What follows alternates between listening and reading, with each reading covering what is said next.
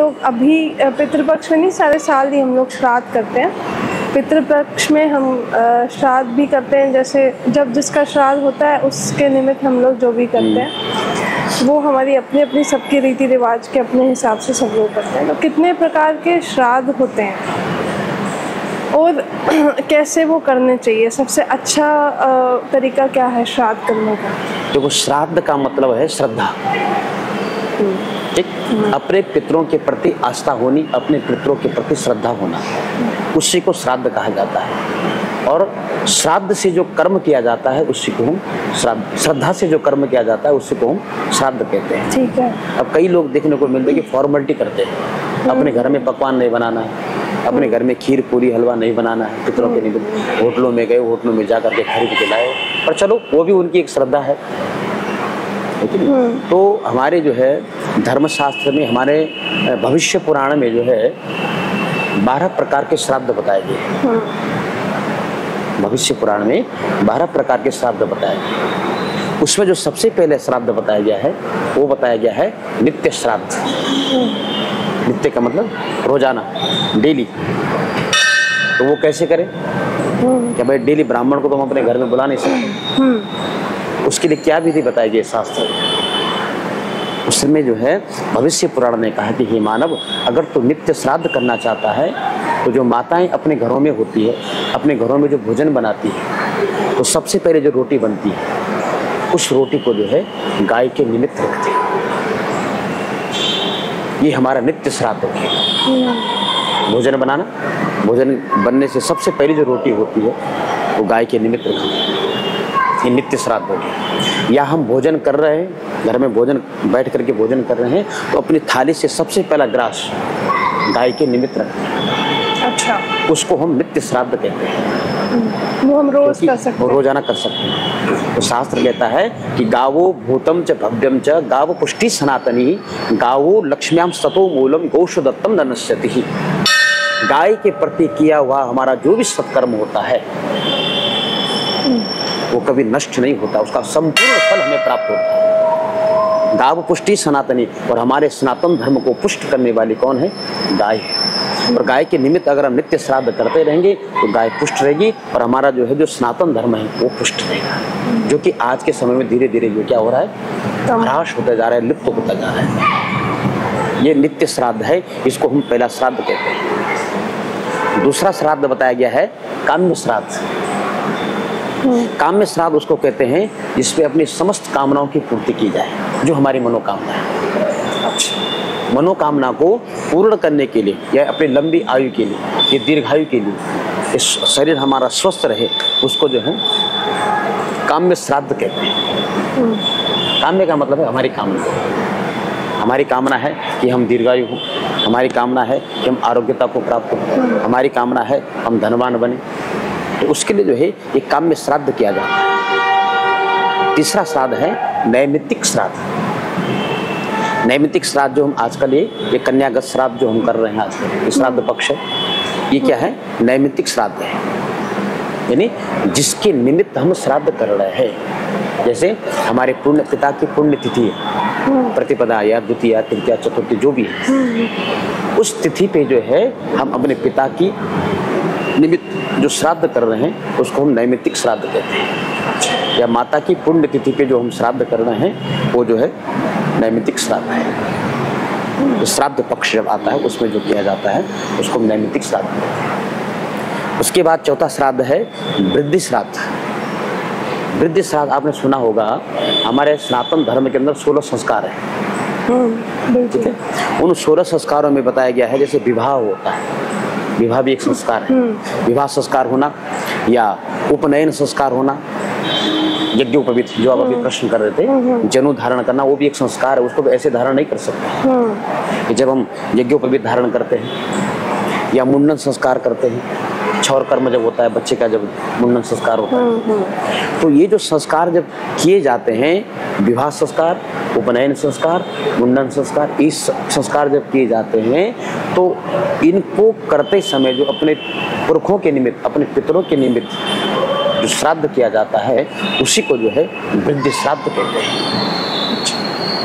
और इसके बाद आता है सपिंडीकरण श्राद्ध।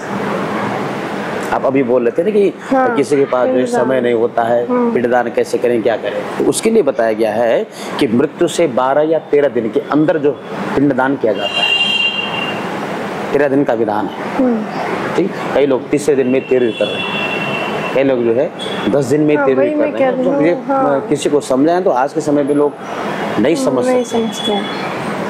तो मृत्यु के 12 या 13 दिन में जो श्राद्ध किया जाता है और मोक्ष की प्राप्ति के लिए किया जाता है, ताकि उसको जो है मोक्ष प्राप्त हो। वैसे शास्त्र में जो है मोक्ष की परिभाषा दूसरी है, मुमुक्षः इति मोक्ष, यानी हमारे जो बंधन के कारण है, हमारे जिनके प्रति मोह है, उनसे जो है छुटकारा पाना, ये मोक्ष कहलाता है। ये मेरा बच्चा है, ये मेरी धर्मपत्नी है, ये मेरी संपत्ति, ये मेरी गाड़ी है, ये मेरी मोटर है, ये सब क्या है, हमारे उनके प्रति आसक्ति है, एक मोह है। उस मोह से जो है ये जीव जब अलग हो जाता है, उसी को मोक्ष कहा जाता है। तो 12 और 13 दिन के अंदर जो हम पिंडदान करते हैं या पितरों के लिए जो भी करते हैं, उसको जो है, उससे क्या होता है, मोक्ष की प्राप्ति होती है। उसको हम सपिंडीकरण श्राद्ध कहते हैं। अच्छा। छठा श्राद्ध है पारणव श्राद्ध। पारणव, ठीक है। पारणव श्राद्ध का मतलब है पूर्णमासी, ये पुण्य तिथि। अच्छा। अमावस, ये पुण्य तिथि है। तो संक्रांति जब आती है, ये पुण्य तिथि। इन पुण्य पर्व कालों में, इन पुण्य काल में जो भी हम अपने पितरों के निमित्त करते हैं, तर्पण करें, मार्जन करें, श्राद्ध करें, इसी को जो है पारणव श्राद्ध कहा जाता है। पूर्णिमासी, संक्रांति, ये पुण्य काल होते हैं। अक्षय तृतीया हो गए जैसे, देव उठनी एकादशी, पुण्य काल है, अपने में पर्व काल है। लेकिन यहाँ विशेष कर बताया गया है कि पूर्णमासी हो, अमावस हो और संक्रांति हो, इसमें जो हम अपने पितरों के निमित्त जो भी दान पुण्य या श्राद्ध करते हैं, उसको पारणव श्राद्ध कहते हैं। और उसके बाद है 7वां श्राद्ध है गोष्ठी श्राद्ध। गोष्ठी, गोष्ठी का मतलब ये नहीं कोई मीटिंग करो आप, गोष्ठी का मतलब है गौशाला। अच्छा। ठीक, जहाँ गाय रहती है, तो वहाँ जा करके जो है हम अपने वंश की वृद्धि के निमित्त, अगर हमें जो है हमारे वंश की वृद्धि नहीं हो रही है, हमारे संतान नहीं हो रही है, हमारे बाल बच्चे नहीं हो रहे हैं, हमारे वंश आगे नहीं बढ़ रहा है, वंश में कहीं रुकावट आ रही है, अच्छा, तो उसके लिए हमारे शास्त्र में सब कुछ लिखा। भविष्य मतलब भविष्य में क्या क्या होगा, कैसी कैसी परिस्थितियाँ आएगी, उसके लिए भविष्य पुराण में सब कुछ लिखा हुआ है। तो भविष्य पुराण का ही कथन है कि हे मानव, गोष्ठी श्राद्ध में क्या होता है, गौशाला में जाकर के, उस गौशाला में जाकर के जो है अपने वंश के वृद्धि की कामना करें और पितरों का वहां पूजन करें। गौशाला के अंदर पूजन करें। ठीक, तो इसको गोष्ठी श्राद्ध कहा जाता है। तो वहां आपको निश्चित तौर से जो है गाय माता का जो है आशीर्वाद मिलेगा और आपके वंश की वृद्धि होगी। इसके बाद है शुद्धि श्राद्ध। शुद्धि का मतलब हमारे जीवन में बड़ा महत्व रखता है। वो हमारे शरीर की शुद्धि हो, हमारे मन की शुद्धि हो, हमारे विचारों की शुद्धि हो, हमारी भावनाओं की शुद्धि हो। तो अपने को शुद्ध करने के लिए, अपने को शुद्ध बनाने के लिए, अपने को पवित्र बनाने के लिए जो है ये शुद्धिकरण श्राद्ध किया जाता है। जब भी हम श्राद्ध करें तो मन में संकल्प होता है कि शुद्धिकरण संकल्प, मैं चाहे मन से मलिन हूँ, चाहे वाणी से मलिन हूँ, मनसा वाचा कर्मणा, मन से, वाणी से या कर्म से कहीं भी मैं अगर अशुद्ध हूँ, उसके निमित्त जो है ये शुद्ध श्राद्ध आप करें तो आप जो है विशुद्ध मनसा शुद्ध हो जाओगे। यानी कि मतलब कुल 12 श्राद्ध, ये 8वां श्राद्ध है। इसके बाद है क्रमांग श्राद्ध।